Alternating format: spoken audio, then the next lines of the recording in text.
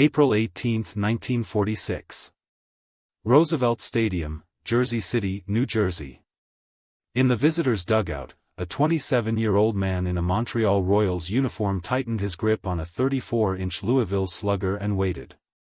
He had been told, explicitly, that he was not allowed to fight back.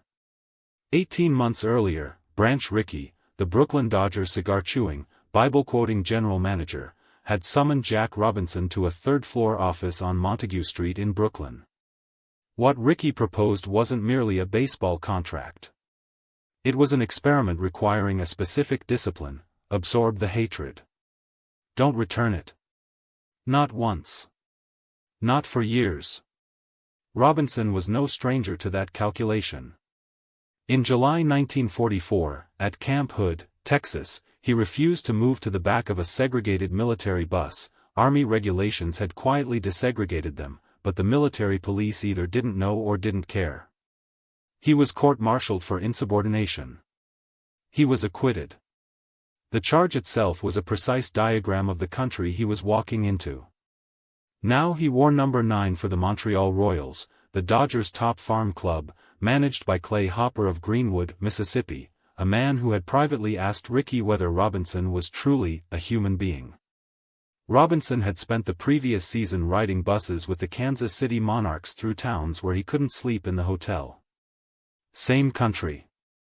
Different uniform. What happened on April 18 settled Clay Hopper's question more efficiently than any argument could. Robinson's second at-bat, he drove a Warren Sandel fastball over the left field fence for a 3-run home run. He finished 4 for 5, scored 4 runs, stole 2 bases. Montreal won 14-0. The box score was a kind of verdict. Montreal fell for him completely. By midsummer, Quebecers packed de Lorimier Downs and chanted his name. When the Royals won the Little World Series in October, the crowd surged onto the field and lifted Robinson onto their shoulders.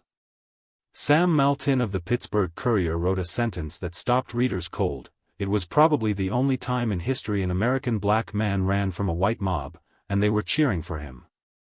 He would be in Brooklyn the following April, and history books mark that date as the line. But the blueprint, the test, the year of restraint, the city that chose him, was written here, in a minor league ballpark in New Jersey, where a man tightened his grip on a wooden bat and quietly broke 40 years of silence. Strip away the mythology and 3 things hold: a contract that required one man to absorb what an entire country refused to acknowledge, a minor league season that did the real work history usually forgets, and a box score that answered a Mississippi man's question about humanity more conclusively than any argument ever could.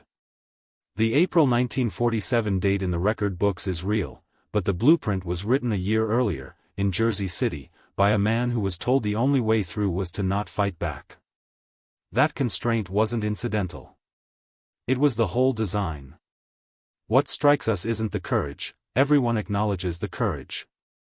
What we find ourselves sitting with is the condition attached to it.